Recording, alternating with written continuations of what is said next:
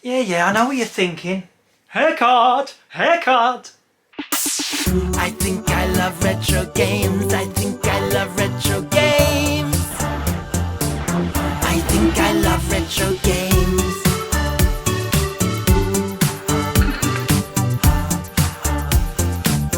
I love the Retro Games Show. I think I love retro games. I think I love retro games. I love the Retro Games Show. It's the Retrogames Show.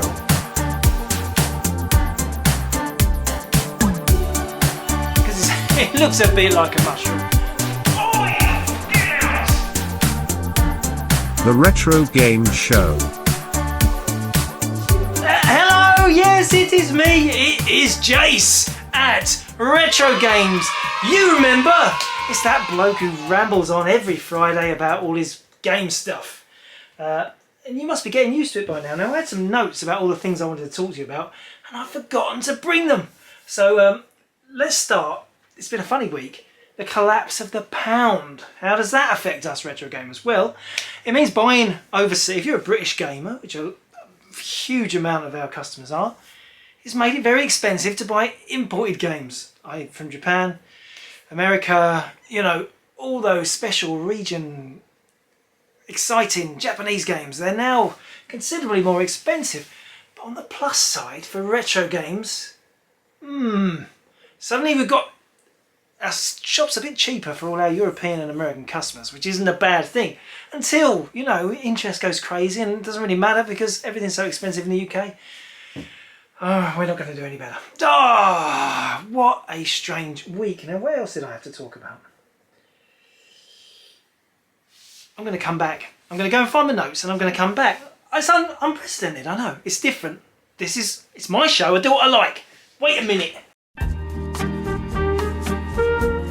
That really wasn't worth waiting for. This is pathetic. Basically, it's just notes about the things I'm going to talk about in my box. What's in the box? Shh, not now. Not yet. Not yet. What's in the box? What's in the box? Yeah, I don't even know why I bothered going to fetch this. One thing I was going to talk about, though, was bonus points. I've had a few emails from people saying, how does the retrogames.co.uk bonus point system work? Am I getting free stuff? Is there a point to all this? And yes, there is. And I'm going to try and make it really simple for you. If you have got an account registered on the Retro Games website, you will earn points as you buy stuff off us. Now you get 1 point for every £10 you spend, and you're thinking, oh, whoop-de-doo. Whoop-de-doo, number 2. But what do points make? Well, points make credit. Not a discount, credit. You can use your points to purchase complete orders if you have enough points.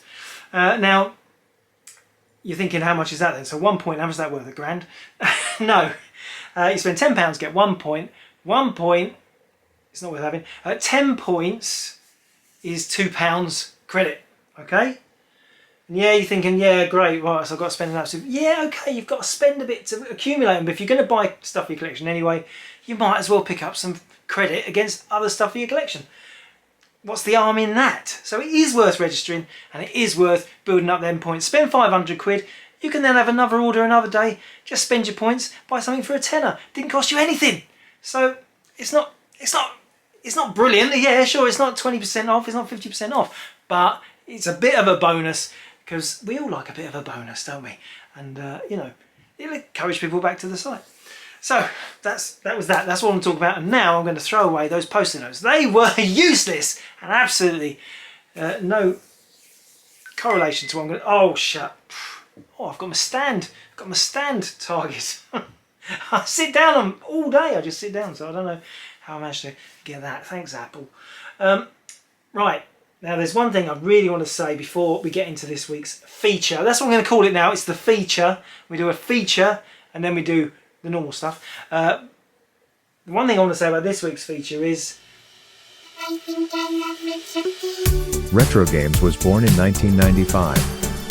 Bored of his office accounts job, founder, Jason Moore, decided to write a magazine for game collectors during his lunch hours.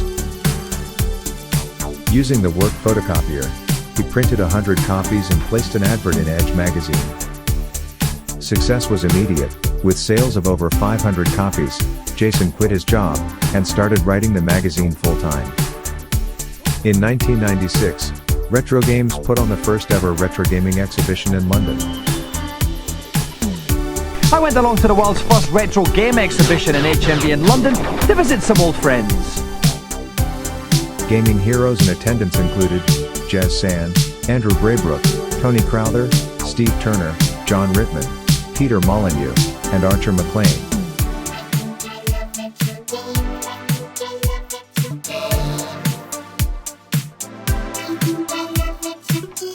With the exhibition featuring on national TV, radio and newspapers, Jason was soon approached by the gaming press. His long-running Retro World feature in N64 magazine remains a highlight, but Jason has also written for CNBG, PC Zone, Retrogamer, Official PlayStation, and even the publication that started the retro games journey, Edge Magazine. In 1998, the first version of the Retrogames website was launched, making it older than Google. With CEX about to specialize in retro games in their London store, 1999 saw the rushed launch of the Retrogames retail store in North London, the first retro gaming shop in the UK. Sadly, the market wasn't ready for a retro game shop just yet, forcing the store to close in 2003. Today the Retrogames website is thriving, with dedicated offices and over 25,000 retro items for sale. Jace maintains that he is the world's first retro gamer, as he invented the term. He insists that you will not find the word retro games in any publication before his original advert. What do you think?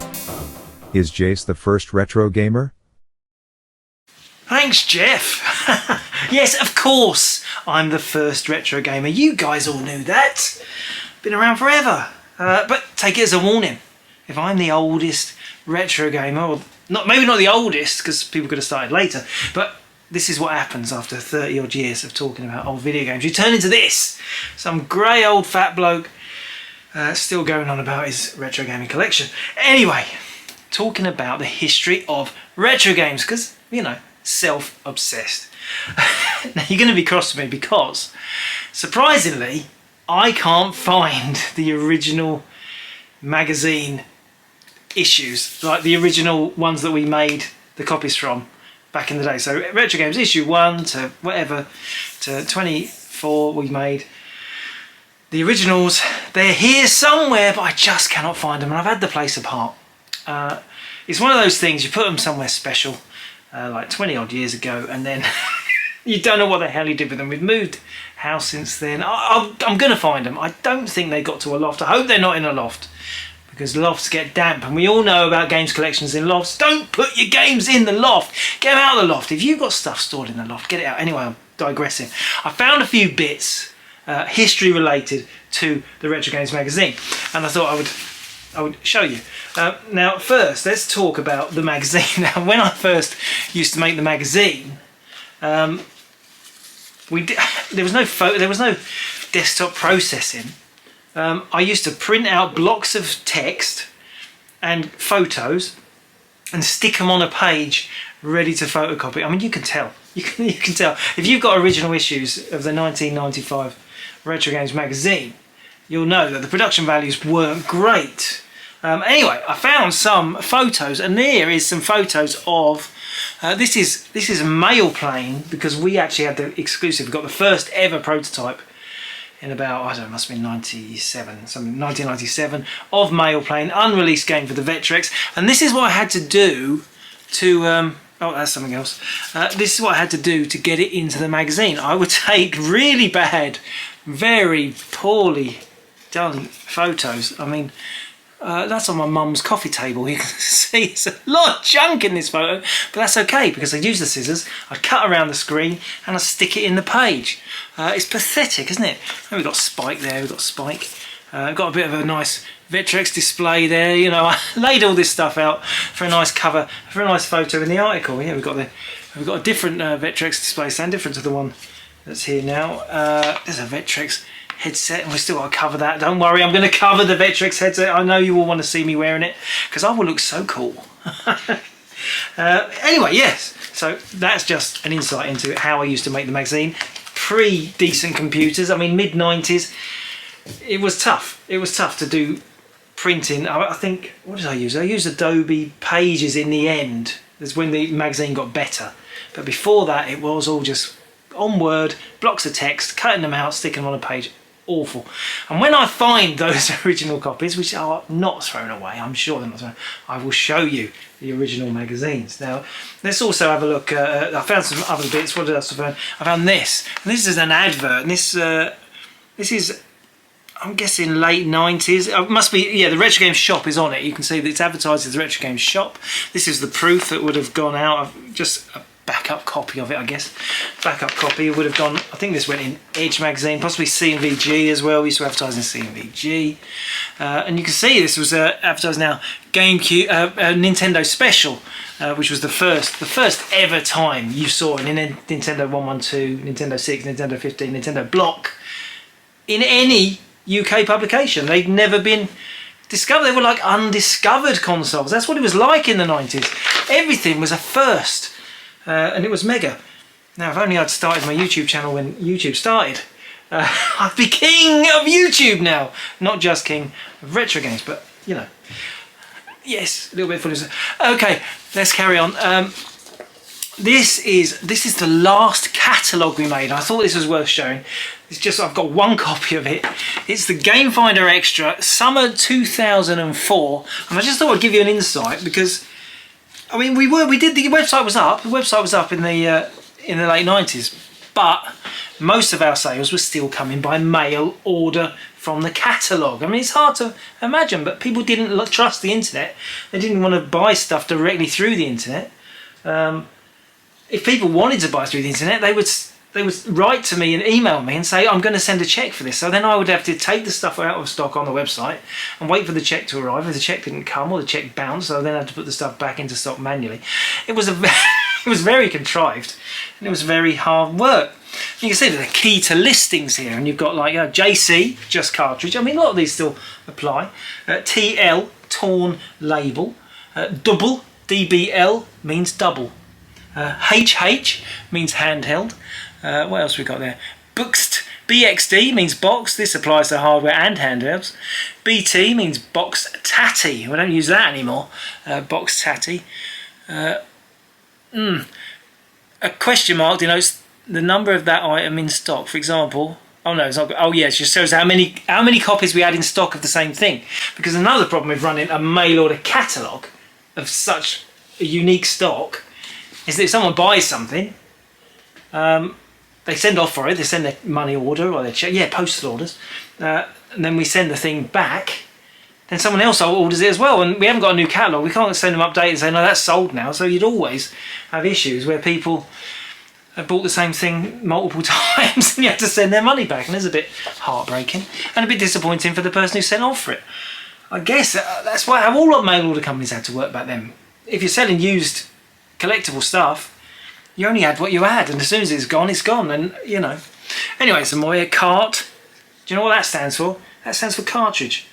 Abbreviation for cartridge, there's a little description. A cartridge is a plastic solid state game which plugs into a cartridge slot or interface. That's nice, isn't it? CAS, abbreviation for cassette. Early 8-bit computer games were released on cassette, which are exactly the same format as audio cassettes. It's basic, but you know, even in 2004, you had to explain this stuff. People didn't know.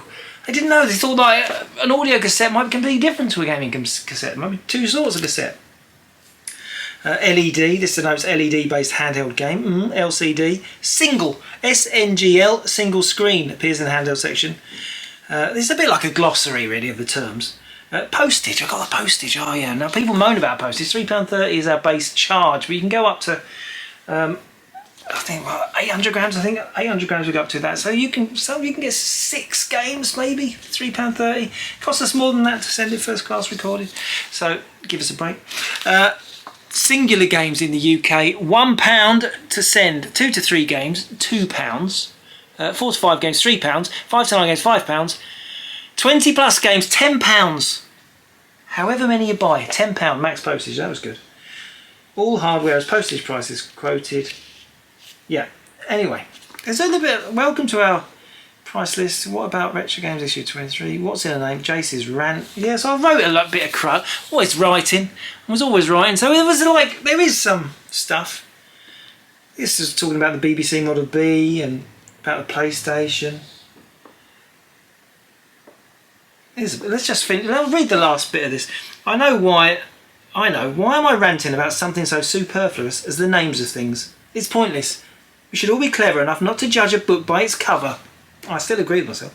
I'm not sure the mainstream gamer is capable of that. Why else does every FIFA soccer game sell in its millions? That said, maybe it's in our nature to be attracted to a good name. That's why a Ford Puma isn't called a Sporty Focus. Snacker Jacks aren't called Rice Crackers, and Golden Grahams aren't called... Hang on. Why are they called that? It was funny, wasn't it? It was funny. Oh, writing. That's why I started this, because I was a writer. And then let's show you the actual list. This is the actual Game Finder Extra list. Look at the text. I mean, you've got to have a magnifying glass for this. And the reason was because I was trying to keep the pages down, because it's about 20 pages, this catalogue. And I can get more and more games, and we still have, there's probably 10,000 listings in this catalogue of games. And I could get less pages printed. It would cost less to make the catalogue. But I mean, crazy. And then you see that little. Go and get this in focus. So you can see there's like the little quantities are like there's 4 of Oracle's Cave there. Very similar. This is the Spectrum section, obviously. But yeah, people love this. They poured over it. They looked for it every month. We put out a new catalogue. No, 2 months. 2 months. Every 2 months. Let's have a look at the handhelds and make myself sick. Oh, Vectrex. Oh, maybe the handhelds are at the beginning. You bored yet? Fast forward this bit. It's me reminiscing. I love it. Nintendo hardware. Famicom disk system. £200. Well, that's not too bad, is it? It's not too bad. It's kind of how it might be now. Famicom Twin console. £250. It's a bit of a bargain. TV Pong games. Other consoles. Handhelds, LED display, okay. Hale's Dracula, £20 boxed. Let's go for the Game & Watches and get really freaked out. Donkey Kong Hockey, boxed mint, £70. Well, boxed mint. And I remember those because I actually bought some brand new stock, unused. So that was pretty good. Mario Cement Factory, £20. So it's not like when we first started, because I know our first catalogue we sold games for £9. Game & Watches for £9 was a bit harsh. Okay, now what about the magazine? Well, I have got some magazines here. Here, a little. And the funny thing is about these magazines is I bought them as part of someone's collection. They decided to get out retro, and they sold their collection to us, including a big quantity of our own magazines, but they didn't go from issue 1. They started at issue 5. They got issue 5 to about issue 21. And you can see our colour. Got a cut. That was the Japanese special. The Retro Games in Korea. That was an interesting one. I mean, it's a black and white paper fanzine. Really, it's a fanzine, you know. But people loved it. I loved it. There's a flyer there. Get lower. There's flyers and all sorts. Look, I mean, look at the quality of this photo. This is me. This is me meeting Dominic Diamond at the Retro Games exhibition. That is one of the worst. Now that is low quality, isn't it? That is low. You can just about tell it's me. You can just see there's a smile there. You can see Dominic Diamond if you know him. If you know what he looks like. Yeah. They cut the interview anyway. They didn't even put the interview on the TV. It's on the cutting room floor somewhere. But I did an interview with Dominic Diamond for Games Master, and that would have been really cool to watch now. Now I did have a little flick. I thought I'd just have a little. This is issue 5. This is the oldest one that's there. This is July, August. I think probably it's got to be 96. 96. And I'm absolutely 100% biased, but I think there's a bit about the television, yeah, Burger Time, stuff like that. Handheld Heaven, that was a regular section. We talked about handheld games because I love handhelds. Still on about the game, Vectrex Obsessed, MSX stuff there. An original listing for Mandelbrot thing that was sent in to us by a reader. Amazing, really. Coleco, rare. Anyway, I always used to write the editorial, and I think these editorials, I think some of them, they still stand up. So excuse this self-serving crud. But I'll just read this because I find it interesting. So it's a bit like my diary, isn't it? So 1996, I don't know how long was that ago? 20, I can work it out, 22 plus 4, 26 years ago. When I was a kid, I had a dream. Something I really wished was possible. Every time I played a new game on my Spectrum, you know, a revolutionary step forward like Night Law or Bobby Bearing. I love Bobby Bearing. I wished I could take it back in time and show the industry what was really possible with their machine. Just imagine taking Nodes of Yesod back to 1982, tapping Sir Clive on the shoulder and saying, look what can be done with your machine. That's a nice idea, isn't it? I think we'd all love to do that. These games were not just a little better than what had come before it, they completely obliterated what had been released before. In 1982, you simply would not have believed Head Over Heels was real. I think that's right. It would have blown your mind. When 1982, if you think of the Spectrum output in 1982, it was pretty blocky. This is not a dream I have anymore. It's a great shame. Since the days of the Spectrum and C64, there have never been as major breakthroughs with software as there was then.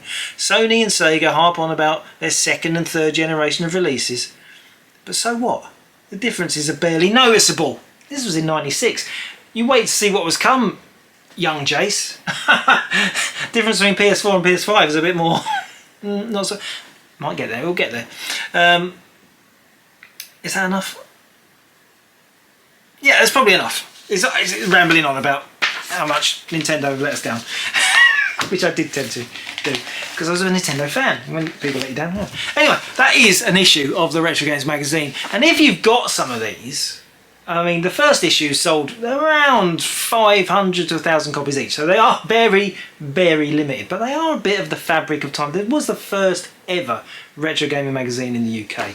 In the world. Not, I mean, it's just, I know it's hard to say that is a magazine when it's just black and white paper. I'm going to anyway. I've got also, finish off on this history bit, this just in case. I've got found some photos from the Retro Games shop, and I didn't realise I had any photos, and I was digging around looking for those magazines. This is one of the cabinets. You can see there's some great stuff in there. We've got an Odyssey 1, what's that? A Super Cassette Vision, a ZX80, a Game Pocket computer, PC Engine LT. Is that Donkey Kong Circus Panorama?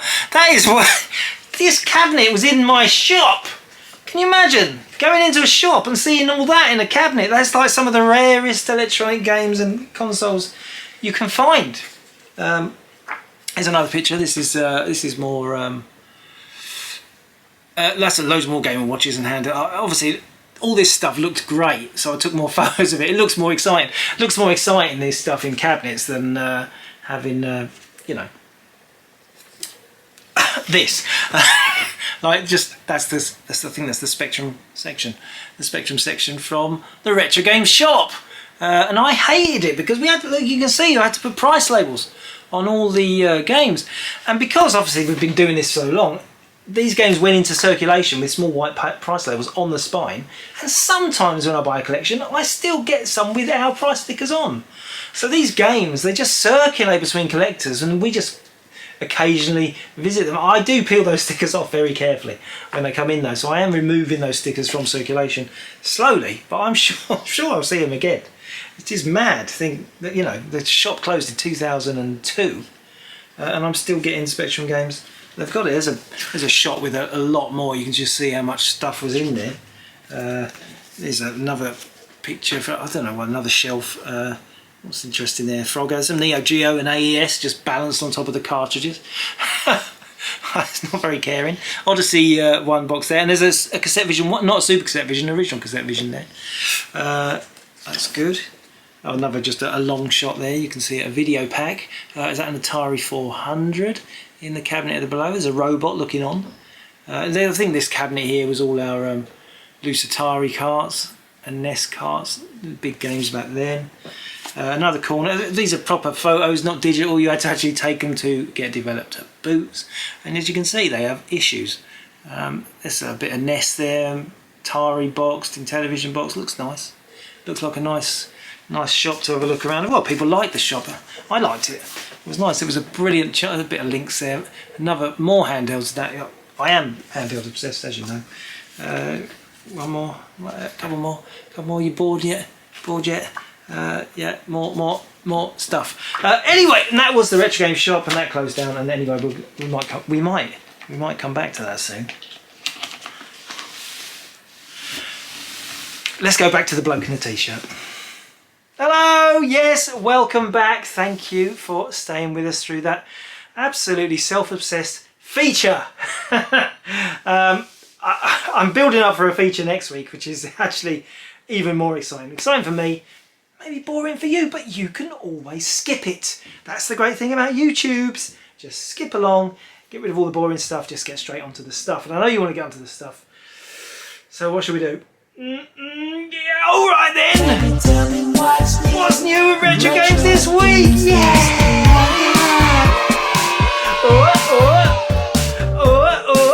What's in the box? What's in the box? Yeah, it's great. Now, because we did a little bit of self-assess, talking about the old Retro Games magazine, something close to my heart, it's my history. I was a young man doing all that stuff, and it makes me feel really, really old when I look back at that. But I discovered this week a box of Retro Games issue, first thing in the box, it's in the box, issue 22. Issue 22, which was out full colour Nintendo special. It wasn't full colour, a lot of colour Nintendo special. We only made 23 issues, so 22 is the one before the last one. Don't ask me what happened to issue 23, they all sold out. But as you can see, loads of great stuff in there. And because this is for, you know, I've had these around for a long time. So if it's for the fans of the show, I'm going to put whatever I can find. I think there's maybe 25, 30 of these. I'm going to put them on the site today at £1. So if you want to have a little slice of your own Retro Games history, £1. And you know what? We've got some Retro Games badges, very exclusive. We might be throwing a few badges in this week as well. So, you know, maybe you'll get a free badge with your magazine and you can become as sad as me. I know, what's in the box? What's in the box? Well, the first thing this week I'm going to get excited about is this strange thing. And this is a console. This is a really weird console. This is called the Super Retro Trio 3 Plus. That's a mouthful, isn't it? That's a mouthful. You know, ZX81 doesn't seem so complicated now, does it?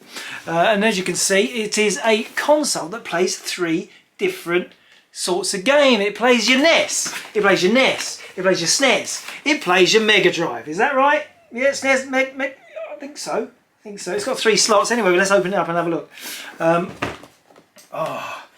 There's something about these new consoles, isn't there? Yes, they're really horrible. No, not that they're really horrible. It's just amazing that they're churning out all this weird stuff, and we don't really. There's no proper record. It's not like, you know, the lineage of a NES or a Nintendo NES or a PlayStation. But this is the Super Retro Trio 3. I mean, I don't know about the Super Retro Trio 2. This is the 3 Plus as well. That means there's a 3 and then a 3 Plus. Is there a 1 and then a 2 Plus? I don't know. Let's have a look at the console anyway. First, let's get the console out of the box. It is Mega Drive. I was right. So there you go. It's a pretty nat. Oh, what's this? Oh, it's for the controller. Look at the controller port options. Wow.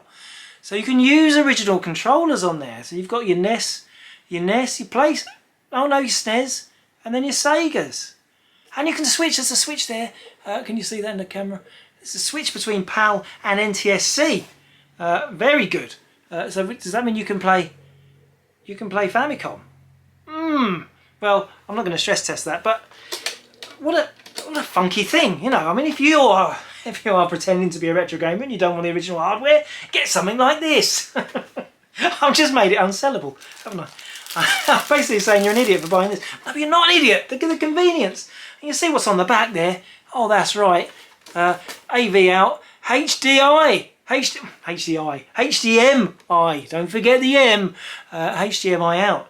So pretty amazing, really. The convenience of being able to play all those classic games and import games, Genesis, Super Famicom, all just plugged into your TV, no hassle. Collect your games, don't worry about the hardware. I mean, I've got to be, yeah, okay, I took the mickey a bit saying you don't want original hardware, but convenience-wise, this is the business. HDMI cable under there. That's lovely, that's back in the box. Awful controllers by the looks of it. Look at these. Absolute dog poo. Terrible. I don't really want... but luckily you can plug in proper ones. Yeah. Some extra gumph here. Oh, power stuff. USB cable. I think it's the power supply. But you can see it also comes with this game. Some repro game. Yeah, Joe and Mac. The first 3 smash hits all in one. I think this was available separately, but these kind of things are quite hard to find because you never really know how many copies of everything they're made. And this is a reproduction SNES game. Let's have a look, just have a look. Oh, it's pretty groovy. It's got badges with it. It's got badges. It's in mint condition. Oh, it's got a sticker. Tyrannosaurus. Can you see that there? Unbelievable. But it's a pretty cartridge, and it's got a holder, and it's blue. Go and get it in the right place, Jace. It's blue. It's pretty. It's got retro bit embossed in it. So if you're a Joe and Mac fan, I mean, it wasn't really a great game, was it, Joe and Mac? It was okay. It was no PC Kid, Adventure Island, was it? It was, yep. But, you know, if you're a Joe and Mac fan, it's a bonus, isn't it? And I'd imagine if that game is unavailable separately, it's quite rare. So there you go. The Super Retro Trio 3 Plus. Easy to remember, isn't it? Easy. Let me just pop this on the floor. That's not me being sick. I do not vomit as I put the stuff down the other side. That is a rumour, and it's vicious and it's unfair. Now let's talk about another computer we haven't talked about for a long time, and that is, you ready, fans? Dragon 32! Whoa! Whoa! No! Yes, Dragon 32, and we haven't listed Dragon for at least a week. No, at least a couple of months. The reason we get a lot of Dragon 32, nobody really collects Dragon 32. Well, it's a little secret there. Very few collectors sell it. And one of our biggest customers for Dragon 32 sold us his collection. So we've gained a load more great, amazing Dragon stuff, but we've lost our biggest customer for it at the same time. That is one of the issues of being a retro game store. But they're still super rare games. And there's some really amazing titles, so let me show you. Now first I've brought some card box. Now, on the Dragon, first party games. Dragon also, it's called Dragon because it's a Welsh company. Was it Tangerine? I think they called themselves Tangerine for a bit. But yeah, the Dragon is a Welsh computer. Yes, Wales. Oh yes! Now then, that's what I'm talking about. I wish I could do a Welsh accent. I can't. But if I could, I would. Anyway, these are the first party games. They're really awfully designed. You've got like a little card to show them, maybe it's got video pack vibes in the sides. Really squashy box, just a cassette and a manual in there. Rare game though, number gulper, educational. I'm going to move through these quite quick because I've got quite a lot of Dragon stuff. Circus Adventure, similar sort of thing. But again, it's got that little, they're quite important, these little cards, make them special. Circus Adventure, what else have we got? There's more like it. Shark Treasure there. You know what that's about. Sharks and treasure. Again, got the little side there. Number 32. It's nice that they number them, but you're thinking, oh no, it's Dragon 32. What are you on about? And of course, there's the Dragon 64. We got the. Let's show you some pictures. This is a Dragon 32, and this is a Dragon 64. And what do you reckon? Work it out, boys. What is the difference between a Dragon 32 and a Dragon 64? That's right, one of them's more expensive. That was a joke! It was another joke! Oh, yes! Some of you are thinking, well, what is the real one? What's the real one? I feel sorry for you. I just feel sorry for you. What about this one then? Space Fighter by Microdeal. Look at this lovely card box. I mean, these are super rare games. And this has got a very nice way that this, Look at this absolute stitch-up of Star Trek. So many Star Trek rip-offs they got away with. Look, it's a lovely, lovely design, like a piece of foam and a cassette wedged in there, and then a nice slipcase. I actually quite like this box design. Of course, just like I've discussed many times, an anomaly, awkward to put on the shelf. It's not, you haven't got many games in this size, but if all Dragon 32 games all lined up looking like this, standardised boxes like in television or Atari VCS, wouldn't that look fabulous? Yeah, you're imagining things that don't exist again, Jay. Stop it. You've been told. Fair enough. Now, here's a couple of bigger box games. What about this? Salamander Wizard War. Yes, look at the size of these games. They're so awesome. Ah, beautiful. You've got a couple of spell books in here. Yeah, real spells. These are real spells. They'll work. Fabulous. Oh, you've got proper art here. You've got all pictures and fireball demon. All the spells and little pictures for the spell. Someone put a lot of effort into making this game. Nice shiny silver cassette. But I love all these grand, huge clam case games. Super rare. This is from a time they just don't make games in cases like these anymore, or indeed games like these anymore. And I've got more, I think, in that style. What else I've got? Yeah, I'll just whiz a couple more out. We've got Dragon Trek, and guess what? That's a rip-off. Yeah, it's Star Trek again. Star Trek. Cue the Star Trek music. That's not Star Trek music. Okay, let's have a look. Open it up for you there. You've got a flight manual. I mean, you notice that this one's not quite so cheeky, because that does not look like the Starship Enterprise, does it? And do them guys look like... No. Well, the chair's a bit...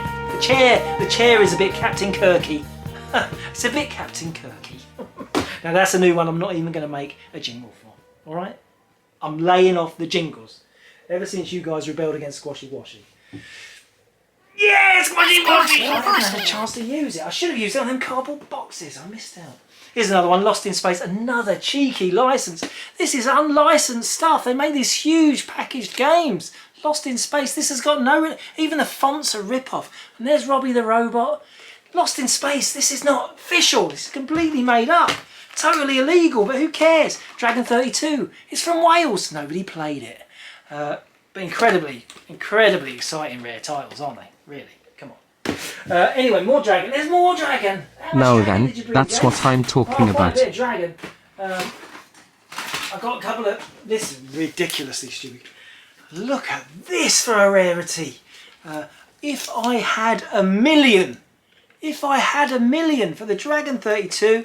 It's by Phoenix Software. From Middlesex there. They've got their phone number on the back of the box. That's how many customers they had. You can get in touch directly. Look at this. Got the manual, double cassette. And look at the dodgy up-the-wing artwork. What the hell is... This is piles of money, but it looks like big Frankfurters to me. It's like he's holding big Frankfurter sausages. The hell? His hands, they're a bit Prince Charles as well. King Charles the Third. Stop it. No, not his hands. Don't talk about his hands. I'm never going to get that knighthood now. Am I? I've just ruined it for myself. Services to Retrogaming. Unbelievable. Oh, I said I wouldn't say anything. Oh! Hang on. What's fallen out of the box? should do one for that. Another one from the same company, from Phoenix Software. This is Death Mines. I can't even read. Cyrus. I was going to say Sirius, because I'm always thinking Sirius, but it's not. Cyrus. And look at this guy on the front. He's terrified. He's absolutely... And I don't blame him. I mean, this ship's straight out of space 1999. They're showing me age there, aren't I? Jerry Anderson's classic sci-fi show. But isn't that fantastic artwork? I mean, I like artwork. I like artwork when it's cheesy and a bit ropes. But sometimes you just think, well, what happened to the original of that picture? That's amazing. And again, this is a different sort of case as well. It's a floppy clam. It's a floppy clam. I've never seen a floppy clam like this. No, all those years, I don't think this case is different. It's different. It's like, oh, we made some stiff clams, they went wrong. You can have them cheap. Maybe. I'm just saying.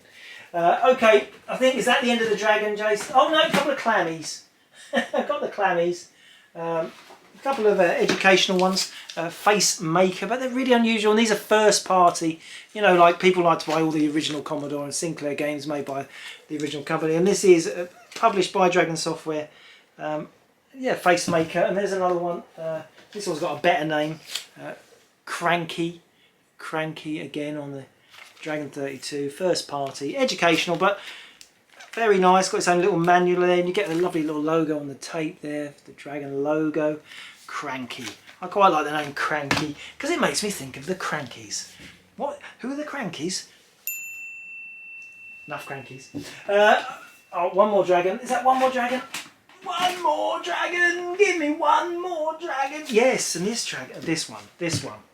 We had a right laugh in the office over this one because I'd never seen it before. And it's hilarious. And okay, Super Skill Hangman. But you know, sometimes artwork for games just strikes a chord. Well, this one, I mean, it's a bit X-rated. It's a bit naughty. Don't get too excited, boys. You ready? I'm really hyping this up now. You ready? Yes! Yes, Hangman with this lady with her legs open. Why has she got her legs open? Why is she sitting on the chair just next to the Hangman's noose? This is one of the most bizarre images I've ever seen on a video game. And believe me, I have seen a hell of a lot of video games. Why has she got her legs open? I don't know. I don't know. It's terrifying. Terrifying. Hangman, as it's never been played before. A naughty Hangman. Anyway. It's reminded me there is another one, another dragon in this box, and that was because this one. In this game, this Detective by Asp Software, that's the snake, not a rude word with a B on the end. And you can see it's a bit Inspector Clouseau. Do you remember the Pink Panther cartoons back in our youth? Do you remember? Do you remember we used to have Strawberry Chocolate Bar, Pink Panther Strawberry Chocolate Bar? I loved them when I was a kid. Anyway, for anybody younger than me is going to know, what the hell is he on about now? Yeah, the Rinky Dink Panther, mate, get over yourself. Anyway, yeah, they used to have this in between the Pink Panther, this really annoying other cartoon, which was about Inspector Clouseau, and he looked just like that. You know, Peter Sellers, you know, the movies, Pink Panther movies. I shouldn't be teaching you about movies. You should know this stuff. Come on, you're a retro gamer. Stop it. Anyway, this game also came out on Spectrum and Commodore, but it's got a mega read on the back, and I thought I'd just read this. Detective. This is the game description. Unabridged, this is what it says. And it's spelt this way. So it's gonna sound like I'm putting on an accent. I'm not, it's written this way. Detective. Okay, built up again. Okay, you guys, it's like this, see? There's this broad and there's this stiff. You's gonna have to work out who wasted the guy and put them other heavies off of the trail. And it's going to take all of them things called brains to do it. See? I didn't make that up. Look, it's there. You can freeze frame it. You can see I did not make that up. That's how they make game descriptions. Come on, PS5. Come on, Xbox Series X. You guys need some proper description on the back of boxes. Get people excited about the game like that. Let's move on from the dragon. Woo! No more dragon. What are we going to go to? What should we do? I know, let's have a look at some Nintendo stuff. Nintendo! Yes, Nintendo! We've got a really nice SNES game here. This is American SNES. This is, of course, Smash TV, but this one's very beautiful condition. I just wanted to show you it. Let's have a Butcher's. Butcher's means a look, by the way. It's my London roots. You can see, look at that. Look at the quality of this. Isn't that gorgeous? Lovely game. I'm going to do a special grip, but the other end can feel less tension. Look at that, it's absolutely brand new inside, and I'm going to show you. It's just an excuse, isn't it? It's just an excuse to do it again. There is the mint poster. Yes, I'm not even going to unfold it. It's perfect. It's never been unfolded. You've got your couple of flyers. You've got a warranty. You've got the precaution sheet, and then look at that manual. You don't even know what song that's from, do you? It's a Michael Jackson song. Think about it. Look at that manual. Earth Song. It's Earth Song by Michael Jackson. I was thinking that because I always say it. Look at that manual like that. And then I was thinking, that must be a song. Like, what is it? What is it? What is it? And then it came to me while I was in the toilet. That's what I think about on the toilet. I'm not thinking, look at that manual in the toilet. Let's There's one thing I don't need the manual for, is the toilet. Moving on, Nintendo stuff. Please, Jace, move on. Okie dokie. This is a dodgy game. This is Final Fight. Final Fight Dodgy. It's a repro, but it's PAL compatible. It's Final Fight 3 in 1, and they're just such rare, expensive games. And I hate repros. You know that. I hate these things. But what a great cheap way to get Final Fight 2 and Final Fight 3. Final Fight 3, I think that's a 500 quid game. So at least you can play them on your original hardware with something like that. But I'm not a fan of repros. Not a fan. But you know. There might be some more in the box. What's in the box? What? More Nintendo stuff, I told you. What's in the box? What else is there? Nintendo. We got Game Boy. Yeah, we got some Game Boy stuff. We got some loose carts first. What did we get? We've got some loose carts. Sneaky Snakes. I love all this the first party release Game Boy. So you guys, they're all going mega up in value now. Mercenary Force. Balloon Kid, yeah, Balloon. We all like a bit of balloon fun. Make of that what you will. Humans, classic Amiga rip-off of Lemmings. But yeah, they're all sought after on the Game Boy. But there's another one. Harvest Moon, Shine On Harvest Moon 64, Farming Simulation. What did I say? 64. GB. This is not an N64 game. The cartridge is too small, Jason. Wake up! Wake up! Oh, it's very tiring. Very tiring being so excited about these games all the time. I get excited every day with whatever comes in. Oh, what a life. And a couple of really pristine. I'm not going to get them out because they are absolutely mint inside. But look at this kickoff. Beautiful. 10 out of 10. That is a 10 out of 10 kickoff for Game Boy. And then we've got even better than that. We've got a Battletoads. Absolutely look at this. This is like it just came out of the shop. Had to show this on the channel. I might get this one out. I'll get this one out. Have you worked out why? No, not yet. Still got the bag on the cartridge there. Still got the bag. What have you got? You got the warranty there. I'm not showing it first. You've got a fold-out poster which has got the other Battletoad games on it. Yes, never been unfolded. You've got the I Can Conquer the World, which is what I say every time I get out of bed. And look at that manual. I didn't think it was good then, did I? Oh, I just love mint manuals, and I know you guys do too. Oh, mint manuals. Mint manuals. Packet of mint manuals, please. Sounds a bit like Murrayness. It doesn't, does it? It doesn't. What are you on about? Let's move on. Let's move on away from Nintendo. Let's go Sega. We've got a couple of Sega things here.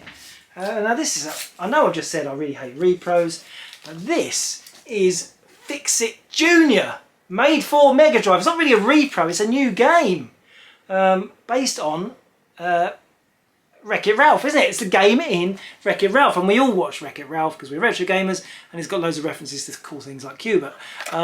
And the actual game looked pretty good, didn't it? And you can actually play it on your Mega Drive. Unofficial, it's unofficial, but who cares? Still looks blooming nice, got a nice spine on it.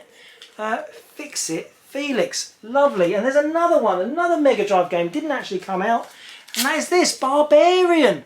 Came out on the Spectrum and the Commodore, proper 8-bit game, where you chop people's heads off.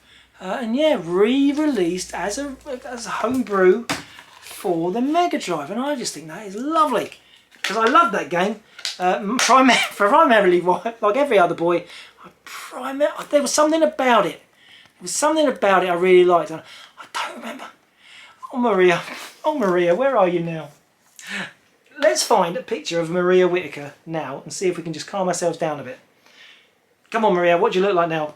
Please be nice, please be nice.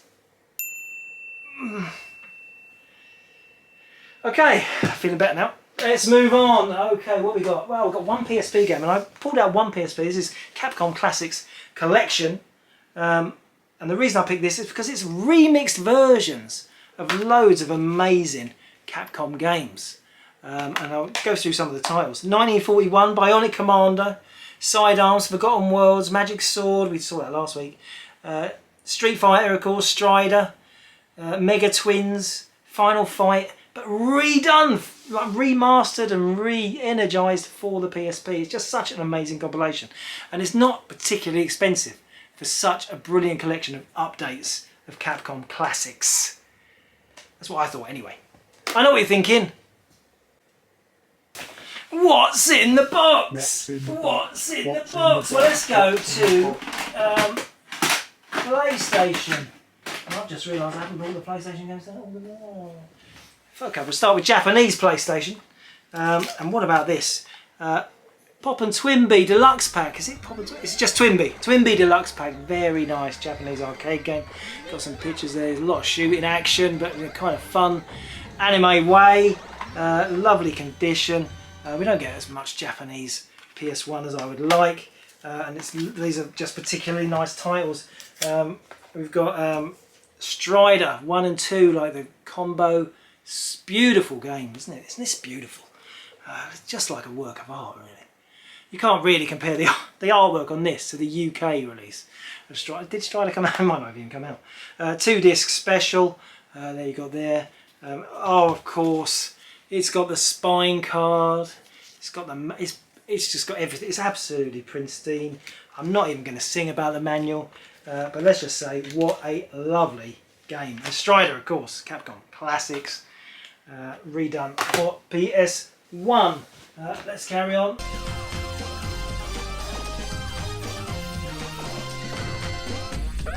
This one is, of course, Parodius, Forever With Me. Classic shooter, again, a lot of fun. Beautiful game. Haven't had it in for a while. Lovely condition, pretty disc. I do like a pretty disc. Parodius. I really like Parodius games. Anyway, let's move on. UK. Let's go. UK PS1. And we've got a couple of Final Fantasies. And these are, I know they're standard games, but Final Fantasy 7 and 8. You know, are they going to remake Final Fantasy 8 next? Probably are, aren't they? But these were absolutely immaculate examples. And I just thought, I'm always saying 10 out of 10 disc. Well, lots of our listeners have. Let's have a look. This is a 10 out of 10 disc. And I just thought, can you see there's absolutely not a mark on it? It's absolutely amazing. I just, why? Because has it been played even? Has it been played? Why is it 10 out of 10? Anyway, Final Fantasy 7, Final Fantasy 8. Everyone of you has probably already got them.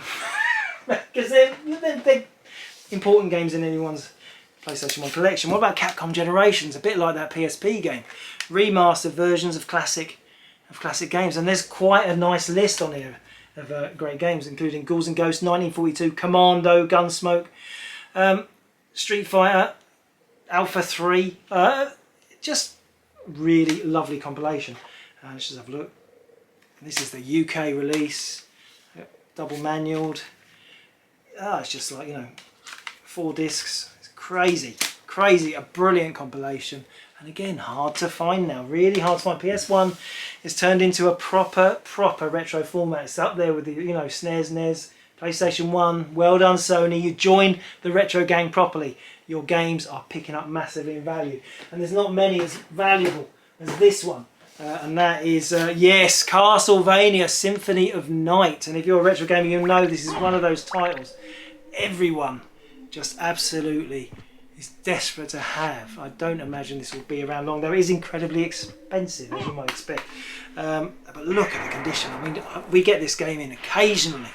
But look at, I mean, I want to sing, but look at that manual. Look at that manual. It's incredible. It's so beautiful. I mean, usually when you get a really super rare game, you're always disappointed by condition, but this time, that is lush. Can I say lush? Lush. Lush. That's what kids say today, isn't it? Lush. Oh yeah, man, that is totally lush. I've really blown it now. I've blown it. My kids watch this. They're going to be like, Dad, if you ever do that again on your video, we're going to disown them. I'll be in an old people's home soon. Okay, another As Your Dreams. Now, As You Dream of Me. As Your Dreams, we had it last week on the American one. And here's the UK version. Again, super rare. And also in beautiful condition. Look at that. Lovely. Gorgeous. Oh, God, don't fold it. Oh, God, can I? Oh. As Your Dreams there. Really highly rated and very hard to find in PAL. role-playing game. Are we done with PlayStation? Yes, I think we're done with PlayStation. Oh, I found it.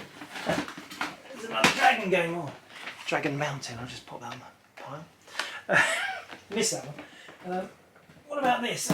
Neo Geo! Neo Geo! We had some Neo Geo CD, but there's a Neo Geo Pocket. And it's Metal Slug First Mission. And again, I'm showing you this because it's incredibly, like, brand new.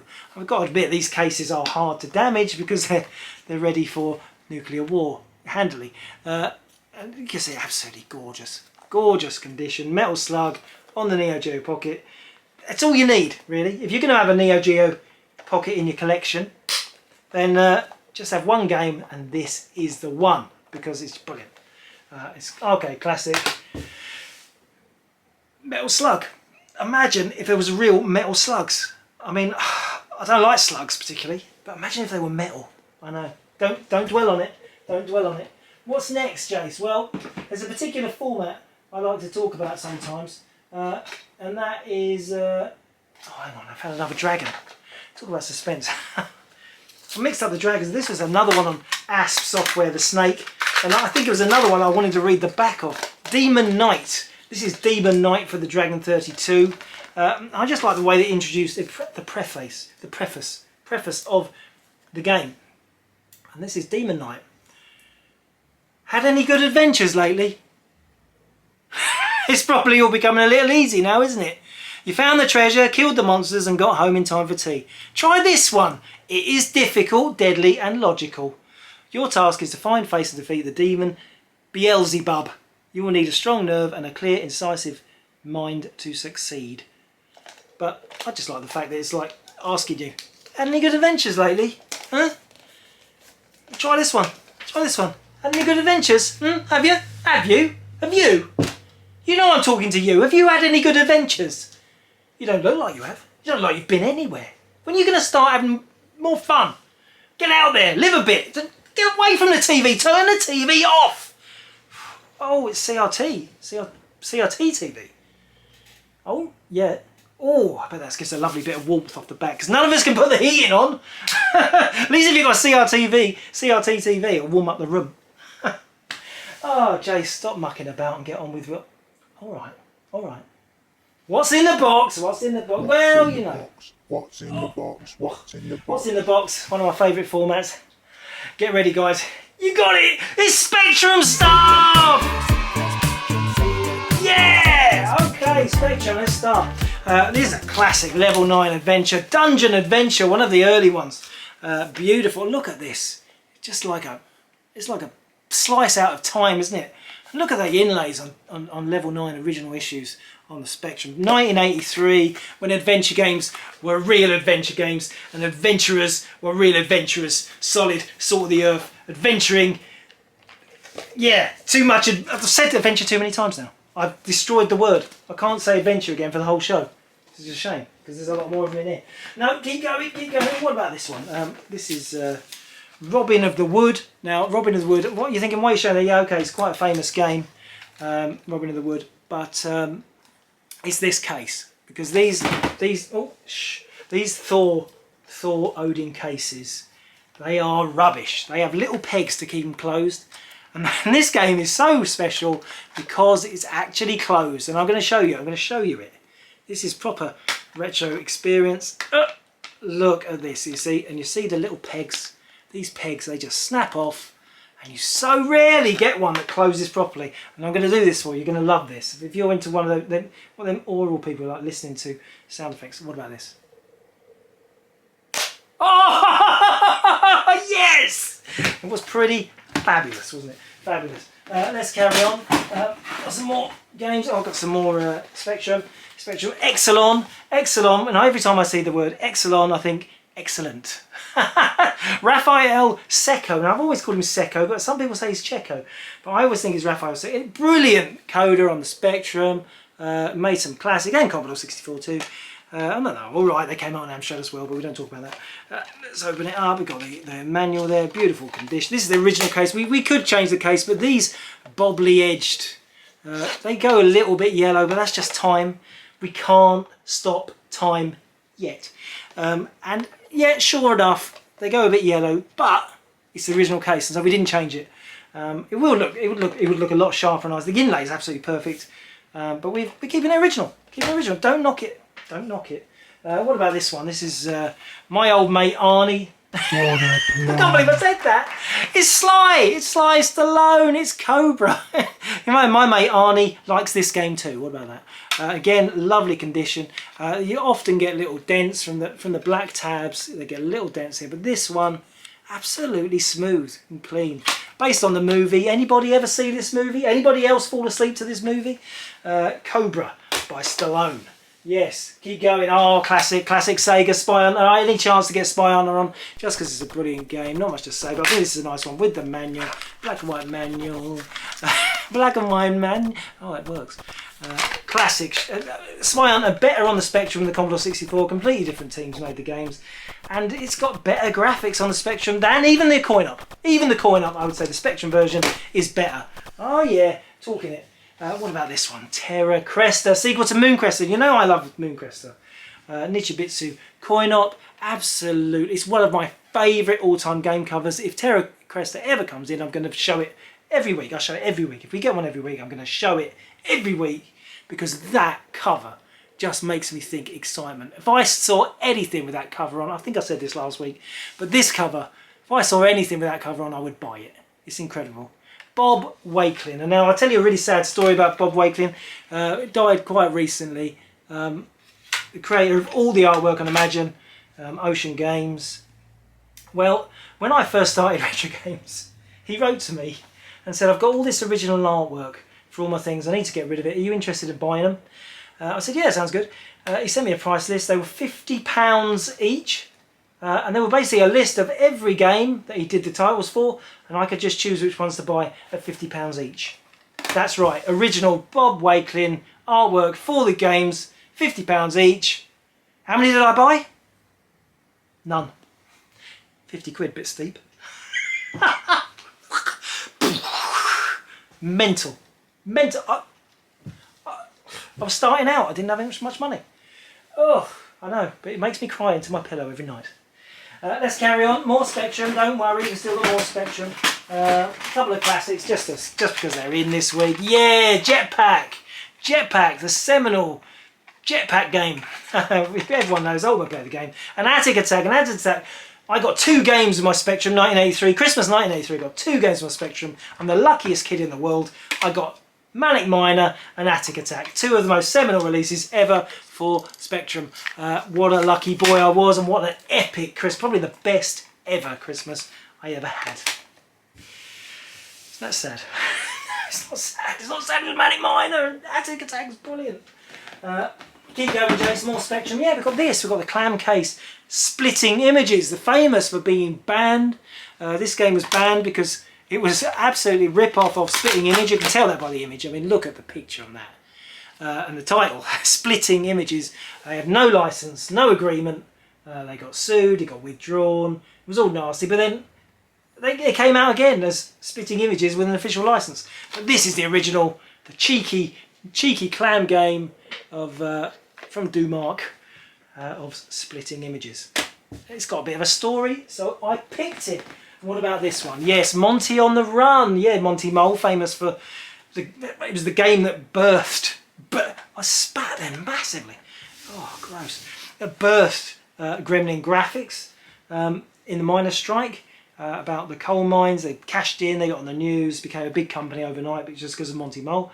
Monty on the Run, is that the 3rd game in the series? And the reason I picked this is Monty on the Run. Yeah, you can see the graphics. It's typical underground Spelunky style modern Spelunky style platformer, and I chose this because not only has it got a lovely things in it, but it's got a fold out manual. Yeah, it's boring, but it's got this, and that is special offer chart. Join now, and you could buy a Gremlin Games jumper or sweatshirt and a tracksuit. No, a tracksuit. You could be part of the Gremlin Gang. The Gremlin Gang, order form, tracksuit, or the sweatshirt. What do you reckon? I would love, I mean, they probably didn't do it in fat boy sizes, but a Gremlin Graphics tracksuit. If I had such a thing, I would be wearing it now. You know I would. Let's carry on. One more Spectrum. No, two, no, three more. Commando, you know that game. Tato, Coin-Op. I love it because it comes with a separate manual. That's it, I just love it. And they were brave enough to put a screenshot of the arcade machine in a Spectrum game, just to trick you. Oh, Mum, this game looks amazing in there. Yeah, what's it actually like to play though, Jace? It's good. It was good. Here we go. Simpsons, quite rare on the Spectrum. And as you'll see, there's a sticker there. It says Free Badge Man. And we've had this a lot, but we have very rarely seen the badge. And you know, I love freebies. Let's show you. Let's show. It is it. It is. Oh, it's in the bag. Let's pop it out. Oh, we got the. Oh God, it's taking longer than I anticipated. Tension's palpable. There it is. It's a pin brooch. It is Bart Simpson on a skateboard, free with the game. Absolutely incredible. I love it when the freebies are there. Beautiful. Yeah, Simpsons. What's left in the box? Well, one last Spectrum game, and that is this. It's Driller Tanks. Driller Tanks. That's for the Spectrum. It's by Hudson Soft, and it's a conversion from the MSX. And it's unusual. It came out on the Sinclair label. Sinclair did a deal with Hudson, released Stop the Express, Driller Tanks, is Bubble Buster as well. 3 games on the Hudson, Japanese Hudson label, converted to the Spectrum. And I just think they're exciting. And it's got mega artwork. I mean, look at the style of these Sinclair arts. I mean, it's just, what the hell is it? I mean, I don't know, it's a tank blowing up a snake's head. Is it a snake? Just a head. I can't. Oh, there's a crab. It's a crab. There's a crab. It's complicated. It's a very complicated game, and I just thought worth a mention. I think that's all for that. Let's carry on. We've got a few more things. We've got some handhelds, and I love handhelds. And I'm going to give you a little play of them before we go. But this first one is Crazy Kong, sequel to Mini Munchman on the Grandstand label, made by Epoch. Classic. You think it's a classic Donkey Kong game. It's not particularly like Donkey Kong, but lovely condition. Let me show you what it's like. Okay, Crazy Kong, what can I say? He is crazy. Now we've got the mode button. That's where you select the game. That's a stopwatch, I think, isn't it? Stopwatch. Game 1. Let me press start. Got some music there. And it's a bit of a crazy game, this. Not really very much. Oh, I think I may have died straight away. What's this guy with a sword? Oh, I got picked up by. First I've got to get past that guy. I've got 4 lives. Let's see if I can do it. I legged it to the stairs. It's very different to your classic Donkey Kong, isn't it? He's coming to sword guy. Upstairs, up. Yes. Jump. Oh, I got to the top layer. Oh, I'd love to be able to get. Oh well. That is the game. It is crazy. Okay, and now we have Game & Watch. We don't get many boxed Game & Watches. We don't get many Game & Watches these days at all. But this is a boxed Donkey Kong. An absolutely lovely condition physically. He said, caveat man. And there we got the. Let's get got a lovely Pollyanna. Pollyanna's looking good. And we've got the manual. Look at that manual. It's got a bit of a crease, but it's absolutely lovely otherwise. And then you've got the sheets. You've got the, I've got the sheets, Doctor. No, it's got the warning sheet, the other warning sheet with the little picture on. It's got the how to play sheet, and it's got the brand new unused battery sticker sheet. You can stick them on the battery cover. Stop anybody prying open the battery cover. And show you the battery cover. I will show you the game. Lovely physical condition, as you can see, beautiful. But let me show you how it plays. Donkey Kong. There's a lot of Kong in the room today. Got the batteries in. You can see all the LCDs on the top screen, all lovely and dark. Then you get to the bottom screen and you'll see there is a line here of graphics. Oh, see, they're going flickery. 1 minute this is the issue with this game. It's a shame. The bottom line there is flickery. Anyway, let's try it. You have to go up to start, so that's me. There'll be crocodiles along the bottom there. Oh, I just stood there and I got eaten. Let's try again. Oh, straight up. I can do this. Even with that flickery screen, you can. I'm going to jump. Oh, electric. Right, let's go. Oh, there's some electric up there. Oh, now I've gone invisible. But you see me when I jump. Oh, I jumped onto the electric. Do you know what I'm doing? I'm going to start again. I'll start one more time. Let's try and actually get to the top screen.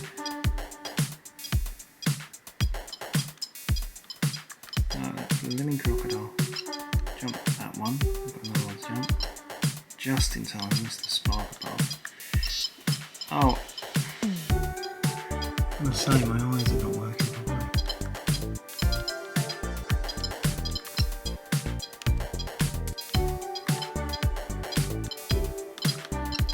Right, top layer. Jump tip.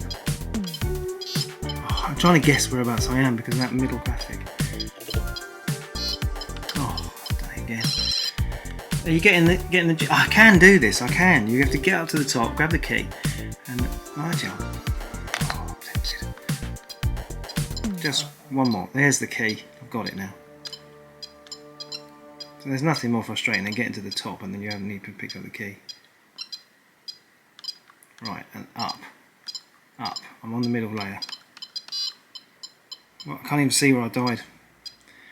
Oh, it is a bit annoying, isn't it? Apparently, it is fixable cleaning the zebra connector. That's what they say. But we never open up stuff to check it out. Oh my god. Oh, I think I almost got there.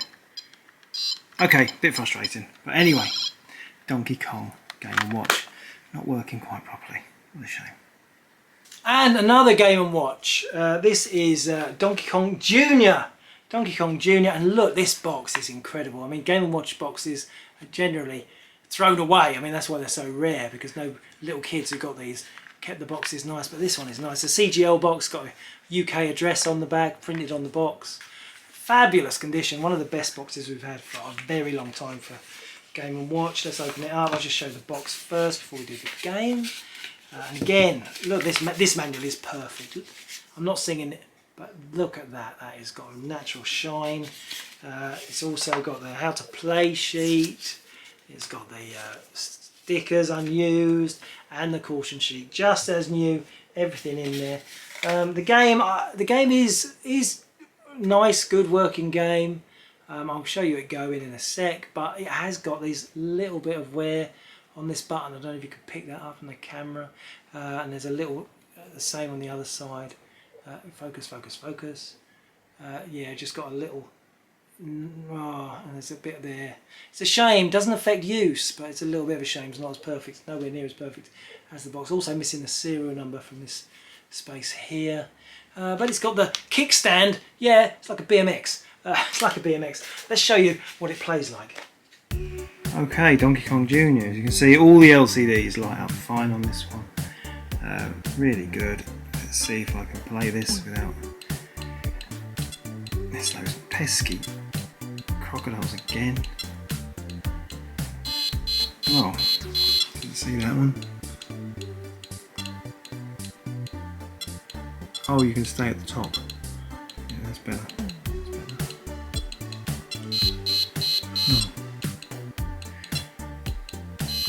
Oh, come on. If the pressure wasn't on, I can do this, no problem.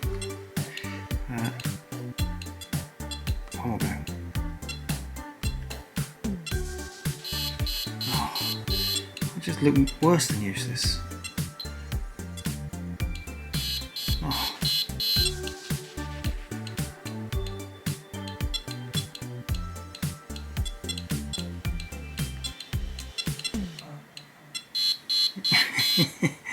You're thinking, oh, why is this guy even trying?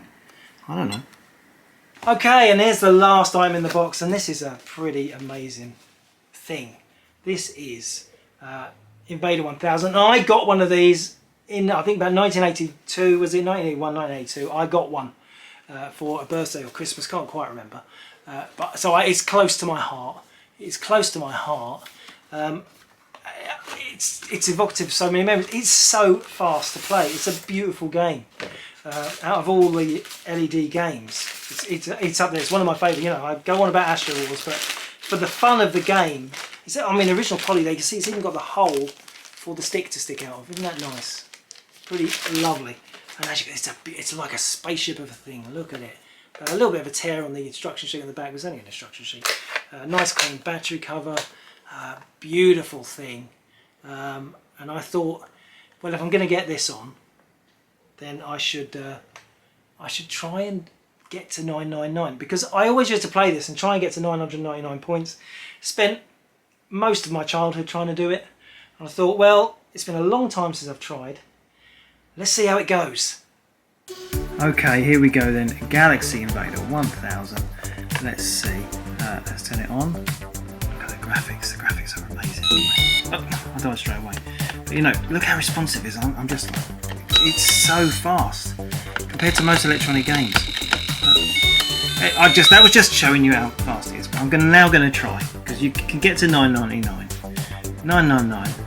You see the red light? The camera's it's shining on it. Sorry about that. The red light is not part of the game experience.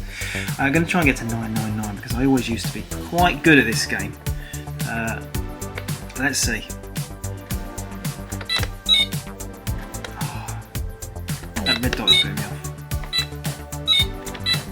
You're thinking this is going to take ages, but I think I'm going to speed it up. See how far I got.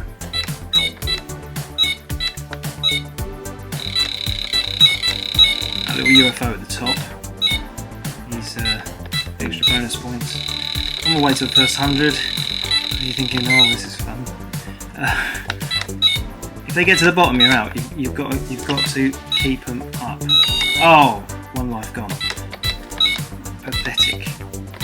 You can't lose a life before you get to 100. It does start speeding up. It does get super tough. That's the thing. You think, oh well, you've done 100 points. 999 can't be that hard. It is. It is. That's the frustrating thing, and that's why you just keep playing it, because you think, well, it's got to be possible, but you can't. 137. Oh yeah, I'm going to be on TV. Call Norris McWhirter. Maybe not yet. Of course, you know, give it a commentary while you're playing. That's obviously making it far more challenging. That was close, wasn't it?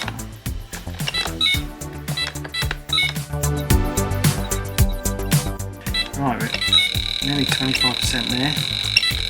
You're thinking, Jace, you can do this. No, it's too early. Yes. It's always nice to get the UFO, you get that little chirp. See, they're starting lower now. They're getting harder. We've done the 300. 373. Come on, let's at least get to 500. Don't look like a complete idiot.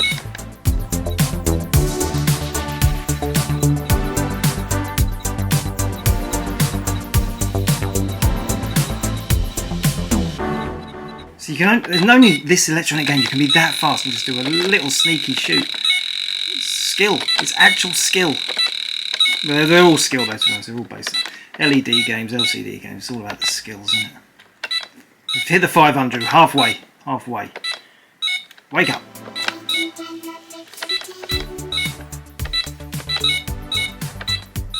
This is when the doorbell goes, I guess.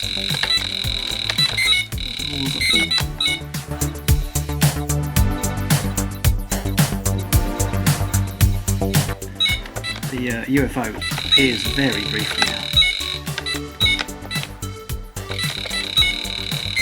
Got it though. And again. No! Oh, little lapse in concentration. Just shooting faster. Last life, isn't it? 700.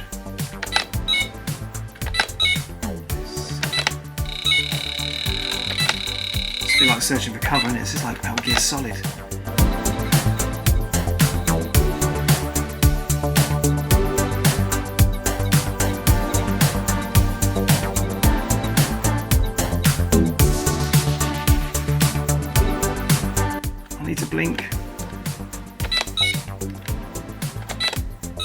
Oh no!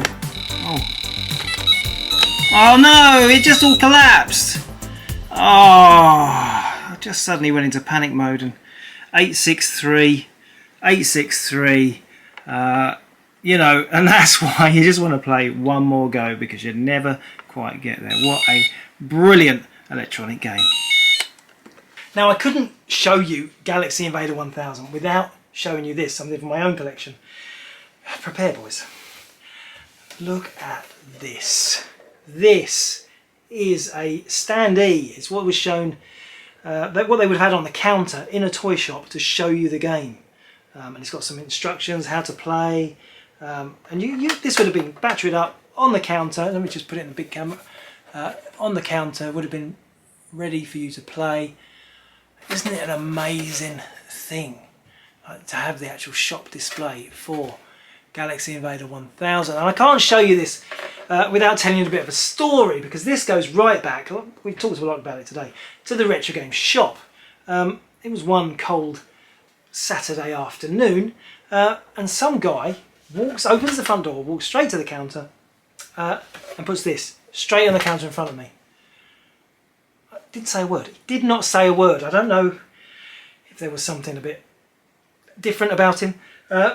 He didn't say a word, just stood there. I said, oh, that's really nice. So you want to sell it? And he's sort of like nodding. And that's all. I don't know. I just plucked out of the air, just pluck a number out of the air, thinking, I want this thing, I want it. But he obviously just wants to see, just seen it as a retro game shop. He's just going to bring it in. So I just said, oh, I'll give you 30 quid for it, mate. He just picked it up, turned around, and just walked straight back out the door. And I'm like, no, mate, wait. Oh, such an idiot. Anyway, stopped. I said, I'll give you 100, I'll give you 100. He turned around and just put it back on the counter. I dug deep in my pockets and paid him for it. I mean, absolutely, I know what you're thinking, it's an absolute bargain for 100 quid. You're right, it's a phenomenal piece of thing. But I always think of that guy just dumping it on my counter and me like, in an absolute flap, thinking, you can't walk out with this, don't walk out with that. I need it, and I still love it now. And I love this show now, and I know you guys love this show. I wonder how long it's gone on for today. It can't be an hour and 15, surely not. But anyway, we've come to our natural conclusion. Thank you for watching. Until next week, Retro Gamers! Retrogames says thank you for watching.